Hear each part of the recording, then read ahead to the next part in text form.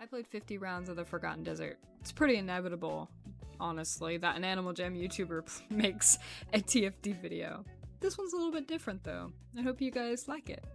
So before we get into anything too specific about the Forgotten Desert, I just want to talk a little bit about why I chose to do 50 rounds instead of the typical 100 rounds. 50 is the perfect amount of data needed to understand both the prize pool and the flaws of the game. Doing 100 rounds is basically just torture, and I didn't really want to put myself through that, especially because it took me 3 days in total to finish 50 rounds of the Forgotten Desert. As many know, spike collars were removed from the Forgotten Desert as well as other adventures. This is because people were obviously botting the game. This is something that's been talked about a lot, especially really recently. However, instead of removing spikes as a reward entirely, Animal Jam did not even consider the easiest solution for all of their adventures, which would be to randomize the locations of the gemstones and other items that you collect to complete an adventure. You can nerf adventures even further by lowering the spike rate in the game. Now, obviously, I don't work at Animal Jam headquarters. I don't know if they keep programmers on staff or if they're paid by project, but this is something that would take probably at most a week. I really quickly wanted to tack this on here and kind of show that it's not inherently difficult to generate randomization within programming. I'm sure plenty of people know nothing is truly random, but what's cool about a computer and programming is that you can generate randomness to an extent. I think a good gaming example that a lot of people are familiar with is Minecraft seeds. Any multiplayer version of the game Minecraft still generates a random seed no matter who generates it, and I think that it's interesting to take a game like Minecraft that does randomization pretty well, especially with their world generation. Take a game like Animal Jam Classic that's a little bit more simple, and it would be a lot easier to just do something like this. It doesn't take very long, and whether it takes long or not shouldn't even really matter. So I just kind of wanted to show this. If anybody's curious about why I did certain things or what I kind of made, I don't really have more time to go into it in this video, but if you are interested, you can add me on Discord.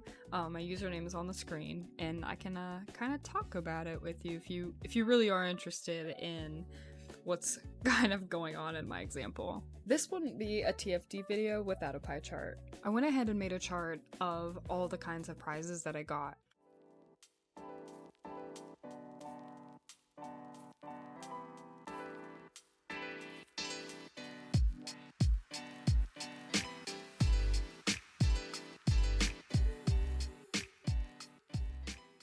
And really quickly, I want to go over how I categorize these prizes. Obviously, clothing betas, den betas pretty much speak for themselves. Rims are just all rare item Mondays. Spikes are spiked wristbands. In-store items are any items that can be purchased in any of the stores around Jamaa, whether it be all year round or seasonally. And then the miscellaneous category I reserved for items that aren't really betas or in store anymore. They're just items that are sometimes desired by the community and sometimes not. They're things that maybe were in the store before and are no longer there but weren't around during the beta. Taking a look at our chart, we see I got 9 clothing betas, 8 den betas, 4 of which were non-member. We have 38 rare item Mondays, and I think almost all of them were actually unique. I may have gotten 1 or 2 duplicates, but I actually got different ones almost every single time. If you break it down to the percentage of the whole pie chart, which is 100%, I broke that down already, making in-store items essentially 40% of our pie chart, miscellaneous 32%, rare item Mondays for 18.4%, clothing betas for 4.4%, den betas for 3.9%, and then, of course, our 3 spiked wristbands totaling up 1.5%. There are a lot of videos right now of people playing the Forgotten Desert or talking about TFD, and I think pretty consistently throughout all of those, people tend to complain about the prize pool and the proportions of in-store items, betas, spikes, etc. But I'm gonna send a wild take here really quick. This pie chart looks fairly proportionate to me. The biggest problem is that the maps are not randomized. Everything can be predicted. But I just want to clarify that I only really hold that opinion in the respect that each TFD game has randomized gem locations. If everything stays between the 1 to 2 map rotations that TFD has, where all the gem locations are the exact same right next to each other, then this becomes disproportionate. You don't need to remove spikes from the prize pool. What you need to do is randomize the adventure based on randomness and chance. I want to touch on how the Forgotten Desert has affected other Animal Jam adventures. Like I mentioned, many other adventures that are similar to TFD have been botted out of the rewarding prize pool as well. My personal thought process, since I couldn't find a ton of information on this, and what seems to be the most obvious progression, is that botting began with the Forgotten Desert since it was the most predictable, and then this behavior soon followed suit in other adventures when people realized how easy it really was to bot. The first one that really comes to mind for me personally is the Lucky Clovers adventure in March. That's one of my favorite seasonal adventures, and it got nerfed pretty hard. And there's plenty of maps out there available to complete these adventures at a high rate, but I'm just gonna just don't do that.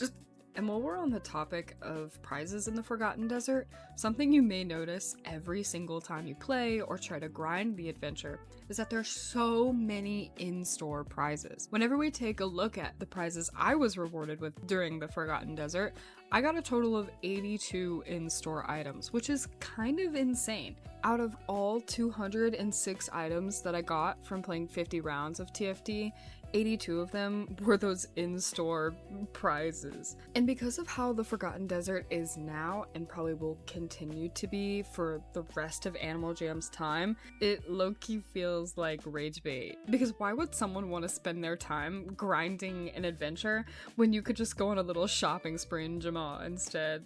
Since it seems like TFD isn't going to be changing anytime soon, with the way the prize pool is now, it's extremely flawed and really is demotivating to current players to want to participate in adventures, whether that be the Forgotten Desert specifically or seasonal adventures that I mentioned before. But hey, at least I got to recycle all of those in-store items and rare item Mondays for gems. Thank you guys for watching this video. I really appreciate it. I took a lot of time trying. Wait, what? This is really different from my last video, so I hope you guys enjoy. Some of my information may not be 100% accurate. I am just a person who researched by herself, so if anybody has any adjustments or critiques, please put them in the comments. I love to learn. I still love the Forgotten Desert. I kind of feel like a tryhard. I just fucking made a whole script for this video. Not like a talking script, like a programming script. Like, that's kind of crazy now.